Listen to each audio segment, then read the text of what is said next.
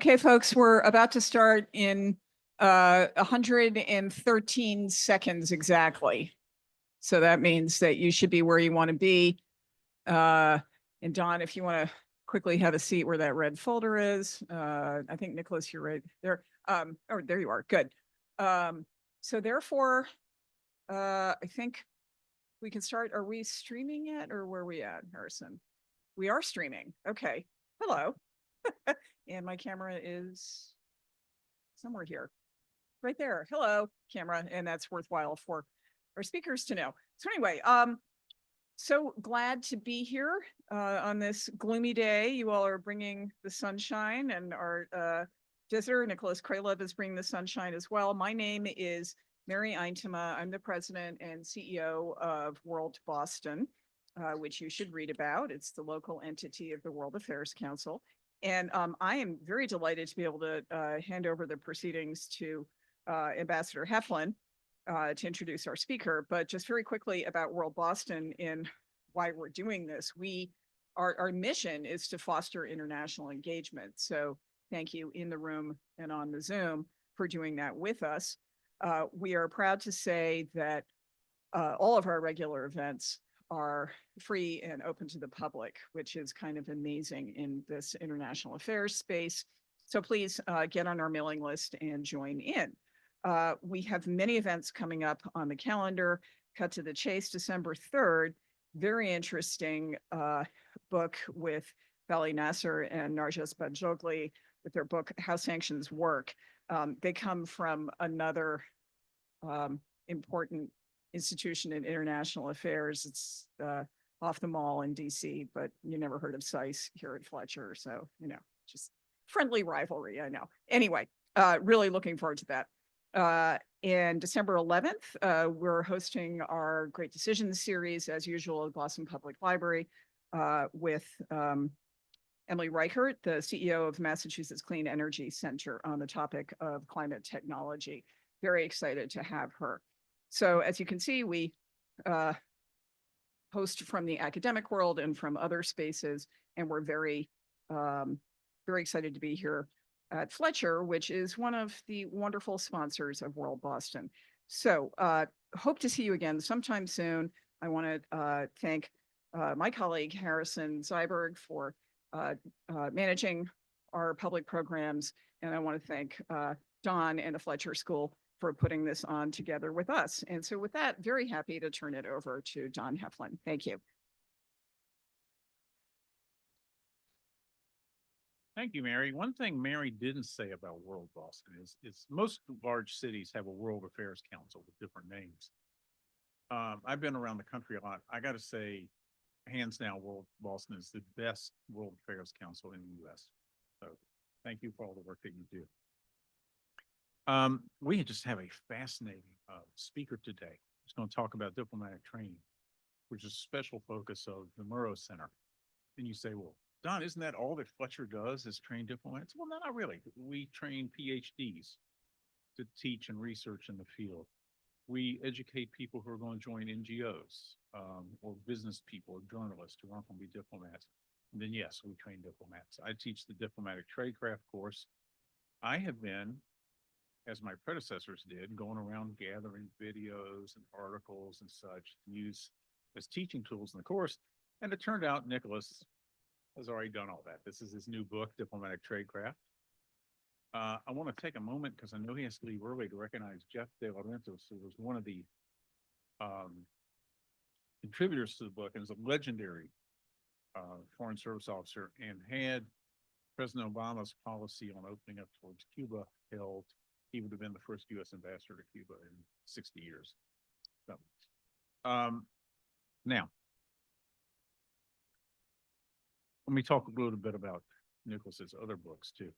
America's Other Army, Service, and Diplomats in the Trenches, stories of people actually working in situations overseas that called on a certain amount of resilience. Nicholas's theory, I think, boiled down is that new diplomats aren't sufficiently prepared and trained. I can say from my time in the State Department, it's absolutely true. The amount of stuff that was supposedly handled by, say, a week-long course and stuff. It was, really could have been 6 months worth of training, just isn't there.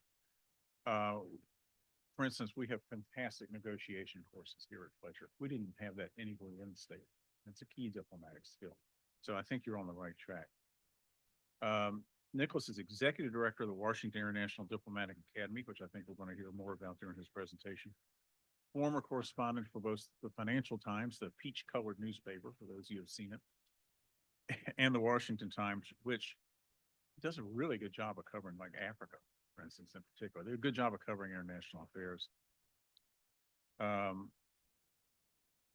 He has, looks like you've hung out with a bunch of our secretaries of state at times. Good to get the story on that. And as I say, he's got several books out. He holds a master's degree in public policy from our friends down the street at the JFK School and speaks 5 languages. So you, sir, could have been a diplomat, and it'd be interesting to hear from you a little bit about why that didn't happen. But a real advocate for training of diplomats, which I am, and the Murrow Center are also, and Fletcher is. Without further ado, Nicholas Kralev.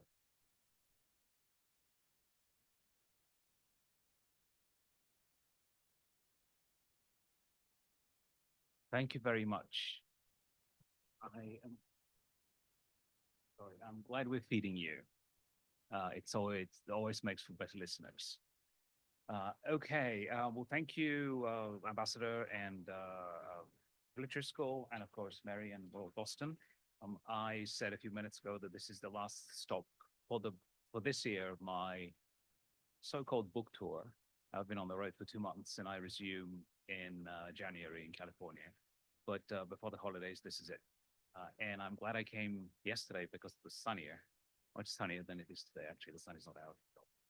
Let me get straight to the topic because I hope you're not expecting to hear about what an embassy would look like in 50 years, right? That's not what the point of the title, The Future of Diplomacy is. The future of diplomacy are the people.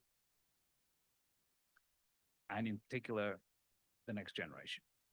And so this is a good transition, and I'm picking up where the ambassador left off in terms of entry level. There's no better resource in diplomacy than the people. Even though I do believe that if diplomacy is to be effective, things have to change. The way diplomacy is being done today is essentially the way it was done in the last century. And yes, there are new technologies and all that, but for the most part, diplomacy has not undergone any sort of reimagination, which I think badly needs. But today I will talk about, well, most of you here, I assume that some of you at least are interested in exploring careers in diplomacy. As a diplomat, you don't have to work necessarily for your government. You can work for the United Nations as an international civil servant. You can work for the World Bank or NATO or the EU or the African Union or APEC or ASEAN and all those other regional organizations. I came into this, as you heard, as a journalist. I spent a decade covering the State Department. My office or cubicle was at the State Department. I didn't go to the paper every day, even though I had a desk there as well. But when you are the diplomatic correspondent, part of the job is to cover the Secretary of State, meaning to travel around the world with him or her. I started at the very end of Madeleine Albright in September of 2000, and then went on with Colin Powell, Condoleezza Rice, and Hillary Clinton. For some reason, although for my day job I had to do stories mostly about policy, and I did them, that's what your editors want you to do for the front pages. You have to write about policy and players and who's up, who's down, and PC and all that. But somehow, from the very first trip I took with Madeleine Albright in October of 2000, I was more interested in the stories of the Foreign Service, the people who staffed those visits, the Secretary of State visit. We fly on the same plane, we stay in the same hotels. When you land, there's the red carpet and there's a motorcade with. The press van is typically almost the last vehicle in the motorcade. And that's where you meet at least a couple of Foreign Service officers because they are in charge of the traveling press. and I began listening to their stories. And that's how I first got interested in the Foreign Service. None of my colleagues expressed an interest like that.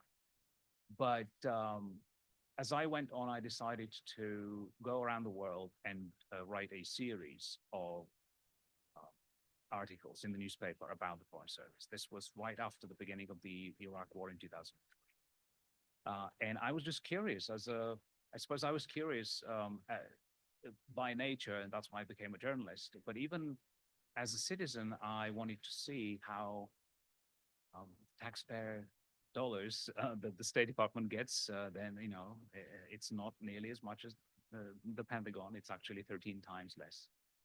But I wanted to see how the money is being put to work. I asked Colin Powell to let me visit, I think about 36 embassies to begin with. And he was very kind to send a cable to all those, the embassies that I'd given him a list of them, to encourage them to cooperate with me. Because as you can imagine, you can't just walk into an embassy and start talking to people. It used to be that there was no security at embassies many, many years ago, decades ago. That's no longer the case. My work eventually became the book America's Other Army in 2012, which was the last time actually I was here. Now, so how did I make the transition? What prompted a journalist who never thought he would do anything but journalism abandon that pursuit and focus on the subject he was covering for over a decade? When you're young, as a journalist, the way I was trained, I was supposed to write news, not opinion. And I took that very seriously. I never dropped any hint in any of my writing about what I thought on the subject, whether it was the Iraq War or any of the response to 9/11, or the Bush administration at the time undertook, or anything. But after I wrote America's Other Army, I was no longer a journalist. And I was bothered by parts of the system that did not make sense to me. The diplomacy system. Now, this didn't necessarily have to do with policy, right? I distinguish foreign policy from diplomacy. Diplomacy is one instrument in the toolbox.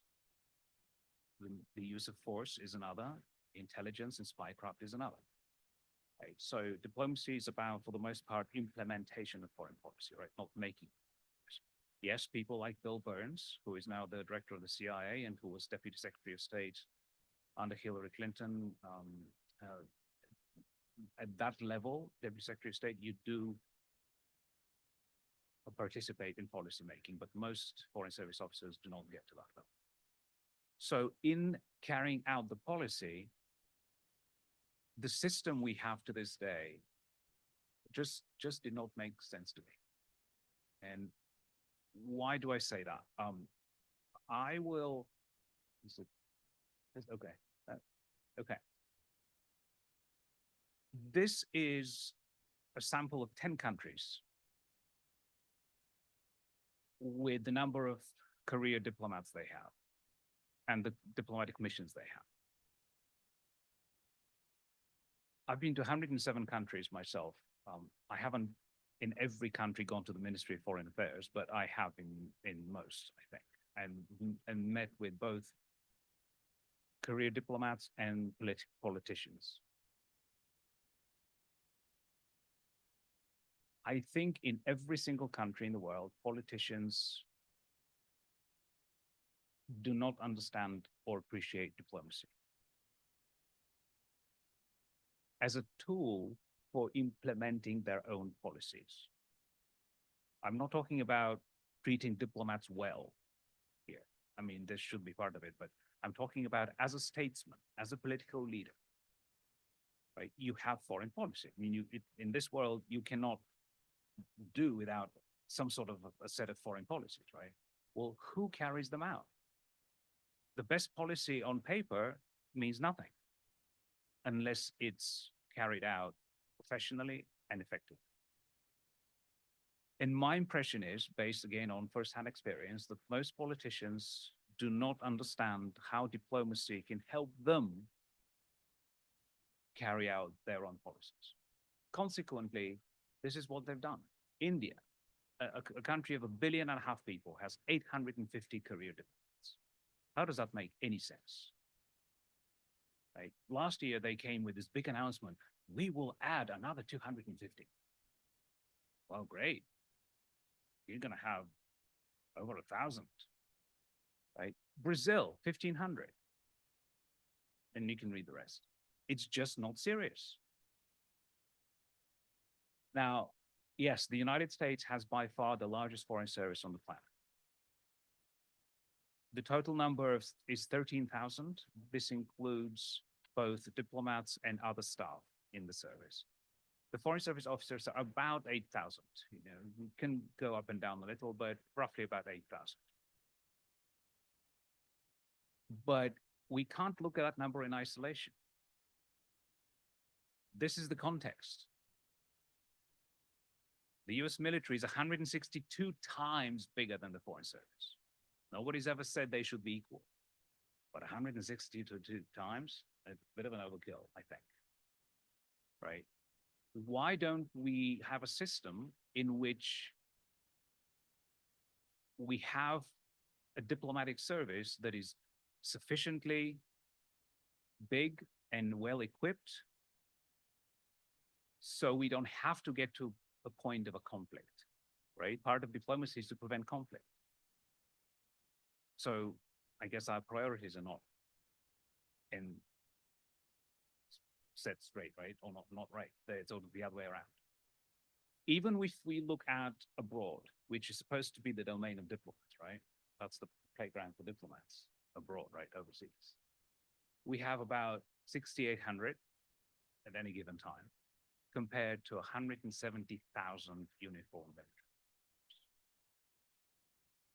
Now, I don't know whether these numbers will hold 4 years from now or 2 years from now, given the ambitions of certain people who are coming into power in a couple of months.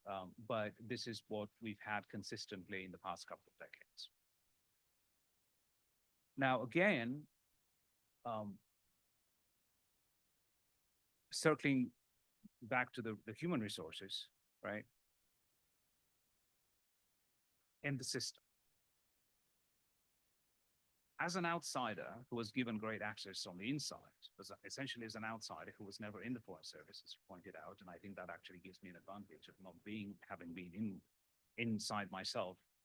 I think I was better able to pull back and look at the big picture and identify parts of the system that I thought were deficiencies.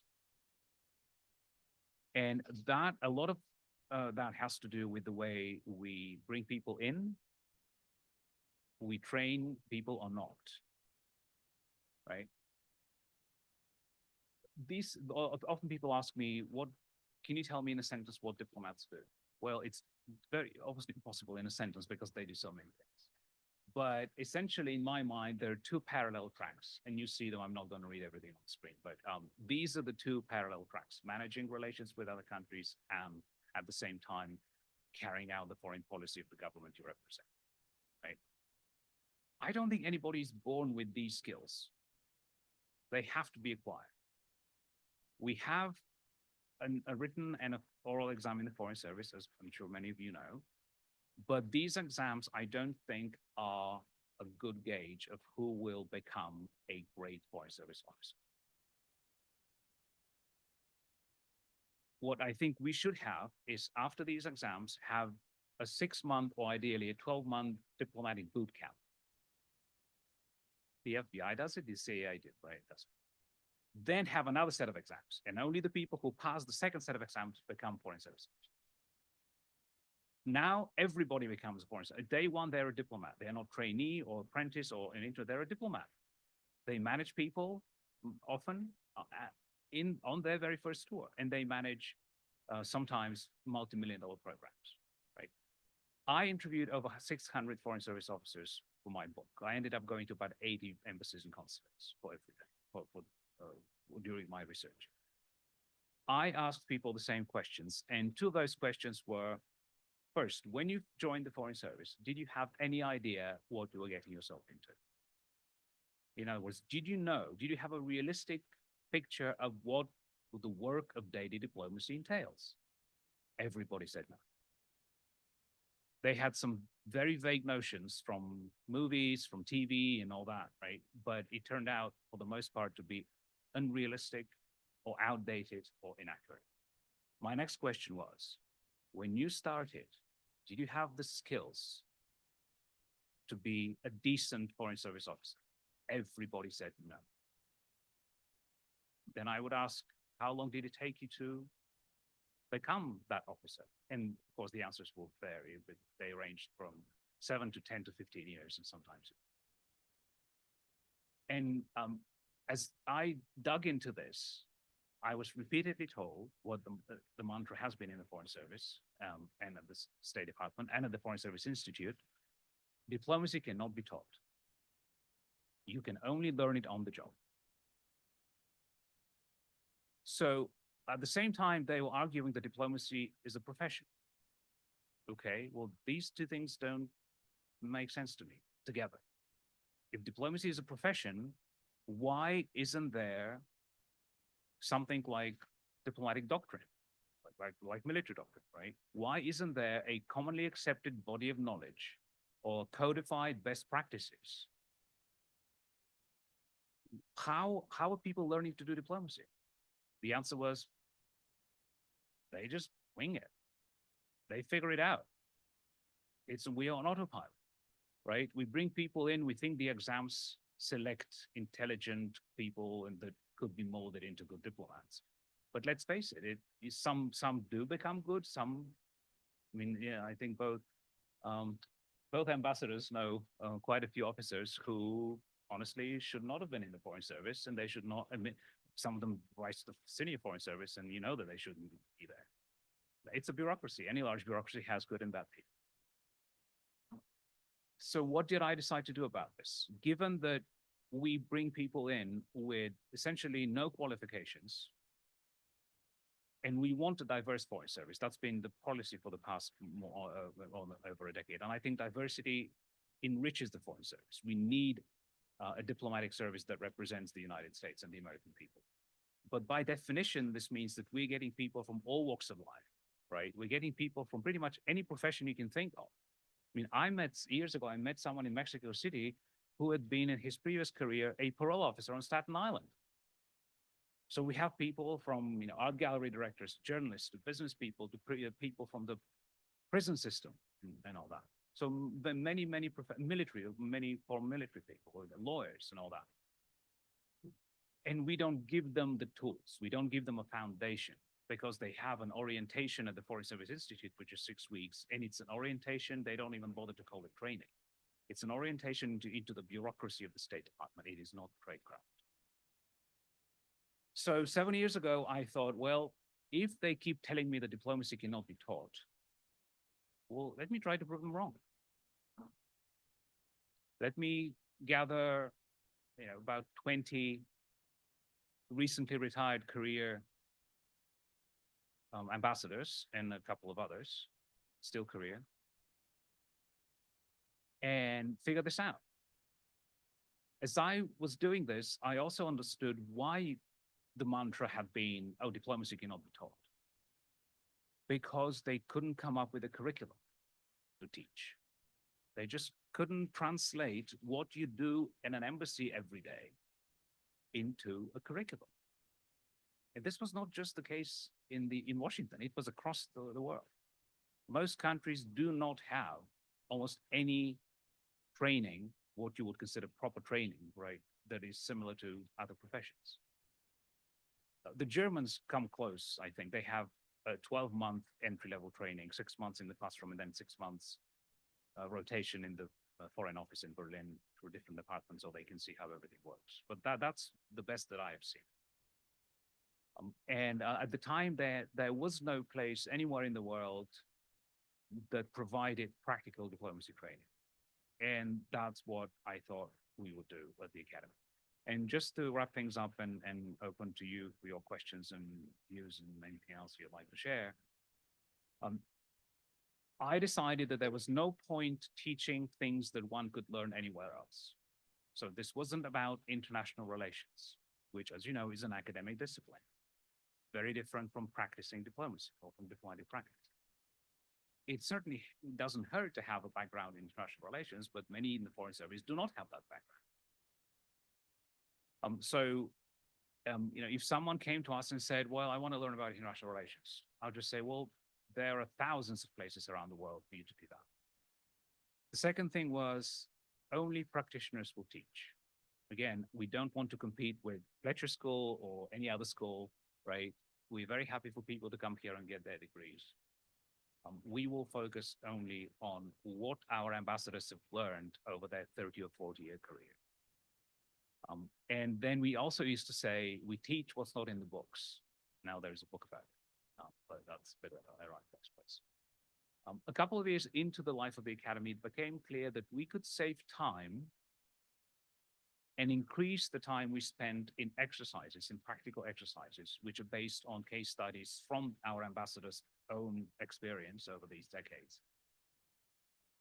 So we would save time if there were a book or a textbook which our trainees can read in advance, so we don't have to lecture to people, right? And so this past summer was the first time we had the book, and it did give us more time to dedicate to simulations and other exercises.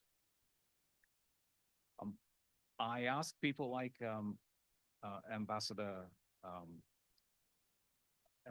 call him Ambassador Jeff, but he actually teaches currently at Simmons, right? Simmons College. Okay, I got the name right. And he contributed to the chapter on multilateral diplomacy. Let me just quickly, just so to help you with your questions or anything you'd like to say, there are many definitions of diplomacy. You open any dictionary, you'll see a different definition. So for our purposes, this is how we define diplomacy, right, as both a profession and an activity. Still many people think that diplomacy is not a real profession. When I was talking in Brussels a few weeks ago, a student stood up and said, I don't think diplomacy is a profession, and it shouldn't be. It should be open to people of all kinds to come and contribute. Okay, well, I think I disagree, but anybody can have an opinion. And so the second definition is the tool that I mentioned before, which have to do with carrying out diplomacy. I don't know how you define tradecraft in your course, but this is a pretty straightforward definition in this case, and this is what we use for the book as the set of skills, duties, and responsibilities. And then the last slide, substantive one I will show you would be to go a little bit into substance, which is, what's the book about? What do we teach? We do not address policy. This isn't about policy. We use policy as a tool, of course. You cannot teach diplomatic practice without using some sort of policy in terms of case studies and exercises and all that. But we do not necessarily debate policy. We do not analyze policy. Now you do have to do this, as you see, analytical skills. You do have, as a Foreign Service officer who is particularly a reporting officer in other countries, you do have to do policy analysis in your cables and all that. So it is a skill. But just generally, this is about diplomatic tradecraft and not about policy. I want to address only a couple of these. As you know, many of this, some of the skills here are pretty self-evident, like analytical and communication and all that, and interpersonal. But each of those skills has an aspect or an angle that is very specific to diplomacy, because diplomacy is such a unique profession or activity. We don't think it's a profession, meaning that it's impossible to replicate exactly the work one does at an embassy anywhere else. It's a very specific work because you take care of the business of your country, your state, right? What I wanted to address was the first one, empathy. Yes, empathy can be valuable in other fields and just in human life, right? But there's a very specific reason that I believe the basis for diplomacy, the basis of diplomacy is empathy for the views of others. Ultimately, with all these definitions, ultimately diplomacy is about influence. We have embassies not because we'd love to pay for buildings in foreign countries and have a flag flying in front of the building. We have these missions because we want to have influence over the decisions, policies, and actions of those countries, right? I mean, that's the ultimate. I'm suppose some people have embassies, some countries have embassies just because they want to be represented. And to me, the most difficult skill in diplomacy is to align or realign the interests of your host country with the interests of your own country. To me, that is the highest mastery there is. Make them do what you have been tasked, right? What your government wants them to get that country to do, but do it in such a way that they believe that's the best way for them, that that's in their own interests. And the most effective way to achieve that is empathy. What does that mean? Understanding, well, putting yourself in their shoes, right? Understanding how they make policy, how they make decisions, right? Understand their history, hopefully speaking their language, literally speaking their language, knowing the key players in that capital, having the connections, having the relationships. That's what empathy is. I think the second most difficult thing in diplomacy is having to advocate and defend policies that you personally believe are a mistake. And of course, that happened during the Iraq War, it happened in the 90s with Bosnia, it happened with Vietnam many, many decades ago, but before most of us before. This is the advocacy part, that, policy advocacy. Even something like communication, which I think all of you will say, well, of course, communication is essential to diplomacy. Yes, but not communications for communication's sake, right? There are specific forms of official diplomatic communication. There are the dip notes, diplomatic notes, there are demarches and all that. But this listening part, the cross-cultural part, again, this is done or this is required or helps. It's not required really. It's not on paper anyway, but it helps because it goes back to aligning interests, right? And persuading or somehow getting other countries to do things that you want them to do or not do things. Right? There is an example that I give often that I call kill the bill. There may be a bill that is making way through the parliament of the country you're in that Washington may believe, or someone at the State Department or the White House might believe, if that bill becomes a law, that would run counter to your interests. So the job of the embassy is to make sure the bill never becomes a law. Things like this happen quite often, and I have examples in the book. I look forward to your questions. If you, there are a few books there. I typically don't carry books because they're heavy. This is the only hardcover I have. The rest are paperback. But I had these copies in my office, and because as I said, it's my last stop for the year, I thought I'd bring them. I can't afford them to. I paid for them, so I can't give them away for free. But we will figure this out. And so, see me if you'd like to get a book after we're done. One last thing, if any of you or anybody is interested in some of our programs, we have a program for current undergraduate and graduate students and recent graduates who would like to explore whether diplomacy may be the career for them. And that is the Summer Academy we have every July. It'll be the 8th annual this coming July. We have a small number of partial scholarships. Nobody gives us any funding, so we have to charge for our training. But we try to help where we can, and so we have a limited number of again partial scholarships. If you do end up applying, please, there is a field there. Tell us that you'd like to be considered for a scholarship. I will end here and look forward to your questions.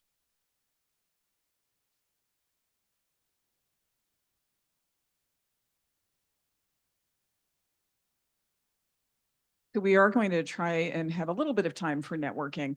And we are also going to try and wrap up at about 1, but these are expert communicators and so are you, I'm sure. So we'll have no problem with that. Thank you, Nicholas. You know, the overlap between our philosophies is so strong. I see several of my students from Diplomatic Tradecraft in here. I'm sure they're sitting there thinking, oh, so Heflin's not just making all that stuff up. There are other people who think that. I have an observation, a question for you. I've been developing what I grandiosely call a doctrine, which is that I think the world works best when every single country has good diplomats to talk to each other. And I've been around, you know, I worked in Africa, and I tell you, I saw excellent diplomats from little countries like Cabo Verde and Benin and Zambia, who I don't know how they got trained, who were doing just as good a job as any American diplomat would in their place. But the corollary to that is, I do not think that the United States can afford a foreign service that rotates every 4 years, Republican and Democratic. I think that if Trump repeats the mistake that they didn't quite carry off from when he first took office in 2017 and trying to push people out of the service, or equally, if young people say, well, I don't want to join because I really don't like the president just got elected, I think it's a terrible mistake. None of our competitors rotate the foreign services diplomatic corps out every time they have an election. So I'd like to get your views on that. Would you agree with that? Let me just note that there was something you said when you started. You know, I tried to be provocative in a way when I said it in autopilot and thinking people wing it as they go. Here's the thing. I don't mean to suggest that we don't have great officers in the Foreign Service. Of course we do, right? I mentioned Bill Burns. Tom Pickering is a legendary name. A graduate of this school. And yes, and I'm guessing that, are there any Pickering fellows here? Not in the room, No? but we usually Okay. have a couple Okay, here. that's what I thought, yes. We do, we absolutely do, but they're very few, or at least they're not nearly as many as I think we could have. And then the other thing is that they didn't get to where they eventually were thanks to the system. It wasn't the system that produced a Bill Burns or a Tom Pickering. It was because of whatever they had personally, you know, already what they came in with. And it was also because of luck. Bill Burns is the first to tell you, as he told me, that he just got very lucky at the beginning of his career. He worked for the right people. He was in the right place at the right time. And he made senior foreign service in 10 years. Something that, first of all, many people never get to the senior foreign service. Took me 22. There you go. I mean, about 20 is the, 20 to 30 is the average. So he did it in 10 years. So that, I mean, he would also admit that most people are not as lucky as he was. But it wasn't the system that produces, an officer like that. In fact, there are many impediments in the system that prevent us from having more of those people. So again, this isn't about ultimately what happens when they become more senior. It's about the entry and mid-levels, where I think we could do much better if we were to invest in bringing the right people from the beginning. Anyway, to your question, so are you talking about the political ambassadors? No, I'm talking about rank and file foreign service. There are people who are questioning us continuously here at the school since the election of, should I even join now? Should I avoid it? Well, so if you are an average foreign service officer, you do not rotate out when there is an election. You rotate out when your tour ends, right? So that's every 3 years for the most part, but there are posts that are 2 or 1 year. For example, Iraq is still 1 year. Pakistan is 1 year. We have quite a few countries in Africa that are 2 years. But at most, you can be at a post for 3 years. 20 years ago, it used to be 4 years because you could extend, but everybody was extending in Vienna and London and Paris and Geneva. And nobody was extending in Africa, right, and in other countries. So they ended that policy. Well, that said, one of the things about the State Department is there are always ways to break the rules if you know how to do it, right? When there is a new president, every ambassador is expected to submit their resignation. Now, that's mostly true about the political appointees. I mean, the career people do it, right? The career people do it as well, but they expect to stay on as career people. That's not guaranteed, right? But 30% of our ambassadors are political appointees. So it's a very sizable, it's not even, I mean, is it minority? It's like 1/3. Imagine if, in any organization, you tell the people, the professionals in the organization, you tell them from the very beginning, 30% of our best jobs are off limits. We're going to give them to people just because they bundled money for the president to get elected, right? So that's what's happening. And there are dozens and dozens of people now who either contributed or bundled money for the president-elect who are waiting to become ambassadors. For some reason, the US political class believes that the best way to thank and reward someone for helping to get the president elected is to make them an ambassador. No qualifications considered. The White House does not care. It doesn't matter whether it's a Republican or Democratic administration. That's not what they do it, how they do it. I think political appointees are good for the system, for any bureaucracy. We need these fresh perspectives and new blood every few years and all that. And I'm happy with having political appointees. But first of all, 30% is, again, an overkill. I think 10% will be much better. And second, qualifications should play a role in selecting those people. And right now, actually, the New York Times did a kind of a investigation study, I think, at the end of the second Obama term, to see if there was a link between how much money someone donated or bundled and the country where they were sent as ambassador. And yes, there is a link. If you want London or Paris, at least $1 million, at least. And what? Sorry. Yeah. Oh. Yeah. So if you want something like maybe Vienna, that's 500,000, I think will do it. And then if you're happy with Scandinavia, 250,000 will be enough. I mean, that's what the study or the investigation at the time showed at the time. Yes, but again, between a couple of 100,000 and 1 million, these are some of the differences. Anyway, so they are required to submit their resignations on January 20th. Typically, political appointees don't stay on if the other party wins the White House. However, there are exceptions.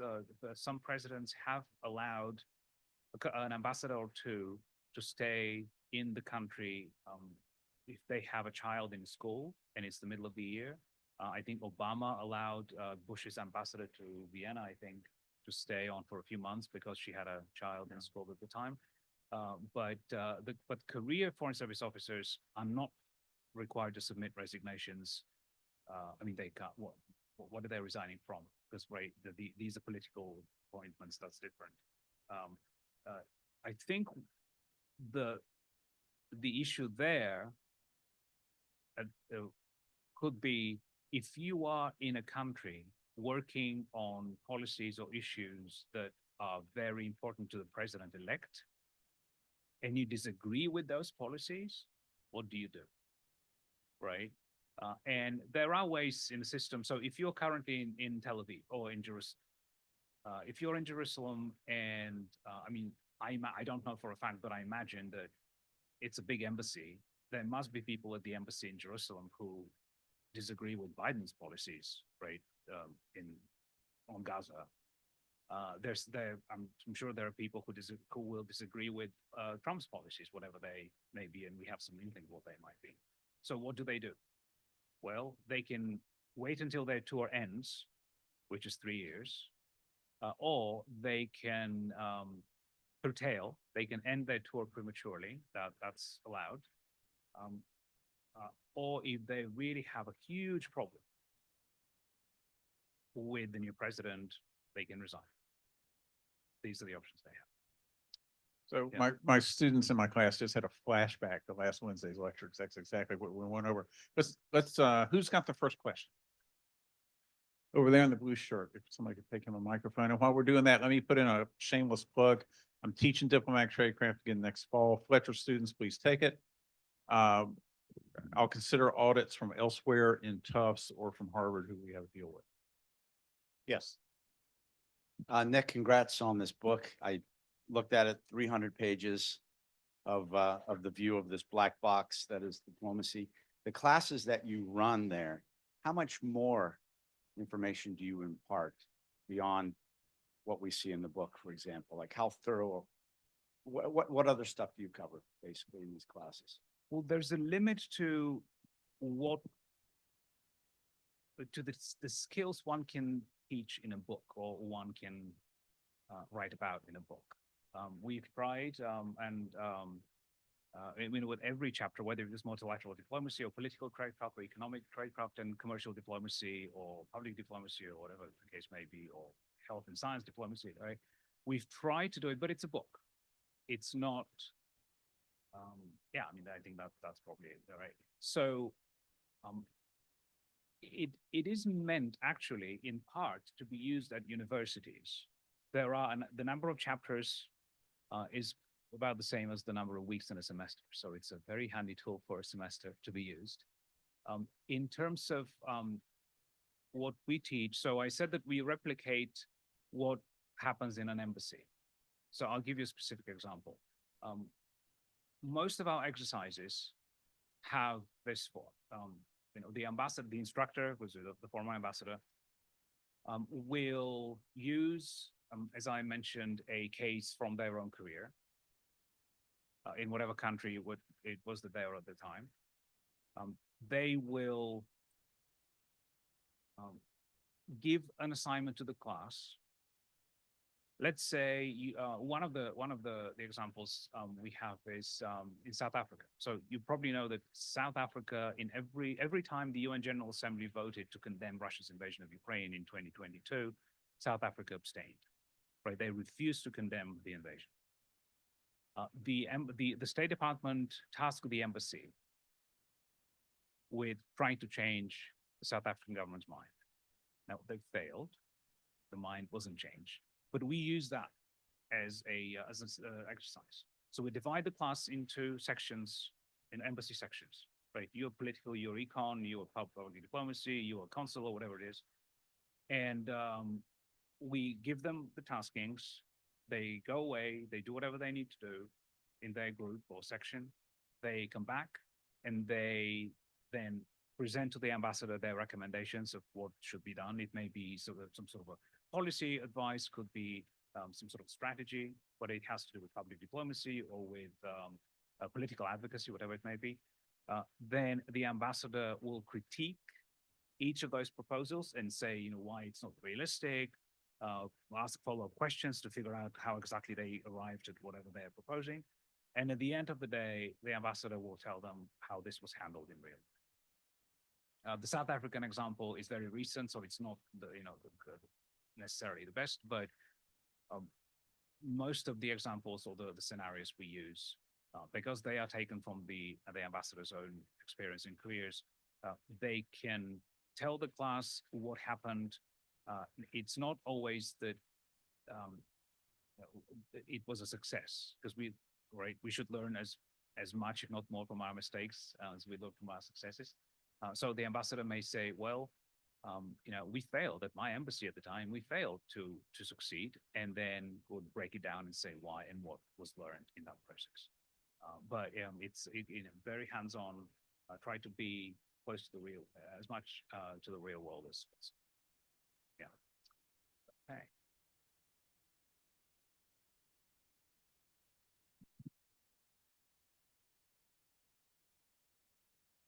So I was wondering what you think the role then is of locally employed staff. So I'm a locally employed staff for the British government here in the US. And obviously that's also a part of public diplomacy, but they don't get the same training as foreign service officers.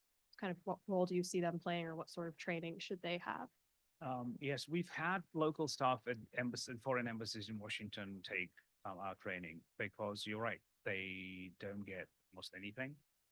And it's not just public diplomacy. It's, different sections of an embassy have local staff, even political sections, which may be, I mean, at US embassies, the political section is typically in a classified space.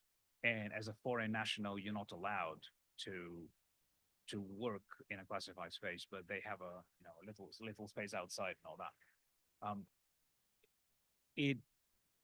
The way that the system currently works, again, you learn on the job, right? You're hired and then you ask questions. Sometimes it works, sometimes it doesn't. I call it learning by osmosis.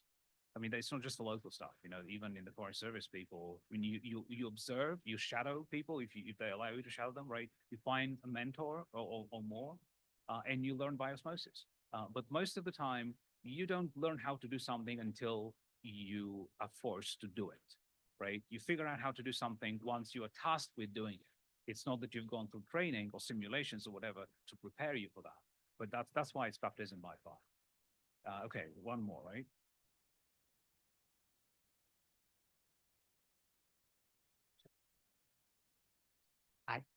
My name is Martin. I'm a retired American Army officer and a veteran of many AARs, like you described early in the book. In reading your book, I found many of the case studies and the quotes as sort of rather laudatory, which might make sense. You know, students could emulate this. But I wonder, and my question is, if students might also benefit from some of the less laudatory you might call incidents of U.S. diplomacy. And I'm thinking specifically of Victoria Nuland, for example, dropping the F-bomb in an intercepted phone call. And Madeleine Albright telling Leslie Stahl, when asked about the scale of the suffering in Iraq under U.S. sanctions, Madeleine Albright responding that she thought it was worth it. I don't remember. I was a teenager when the second thing happened, so I don't remember exactly how she responded. I remember there was some controversy, so I don't want to comment specifically on that. I mean, with Victoria's phone call, I mean, that's the least of the problems, right? Dropping a word of any kind. And it was a private call. I mean, I'm not excusing anything, but you know, it was a private call. If the Russians hadn't intercepted it, we wouldn't have known that she dropped the bomb, right? To me, that's not ideal, but it's not necessarily an example of failed diplomacy. I think we have more examples of failed diplomacy. In fact, in the last couple of decades, it's more difficult to think of examples of successful diplomacy, to be honest, than the failed diplomacy. We do have some examples in the book. We do. I suppose we probably have more examples of, if not success, sort of glorious successes, at least of an accomplished task, right? Because sometimes that's the best you can hope for, right? A task that was assigned and it was accomplished in some way, maybe didn't change the world, but it's still, look, I'll be the first to concede that the State Department badly needs what the military has had for decades, and that's a lessons learned operation. And it doesn't. And they've been talking about it for 7, 8 years now. There's still nothing. And if something happens, you know, when nation building, right? When Kosovo became an independent state, and we as I'm not in the government, but we as the country decided to help the Kosovars build up their newly independent country. The State Department tried to figure out how this is done, right? And the only way was to find people who had done this back in the 90s with other former Yugoslav republics, right? Why did nobody bother to write something that you can leave behind, right? So then people can learn from your mistakes through your successes. And unfortunately, that's not done. So I think we are in bad need for that. Thanks. To our online audience, we're getting ready to lose you in a minute. Thank you so much for joining us here at the Fletcher School in the World Boston. Nicholas, fantastic presentation. Let's give him a big round of applause.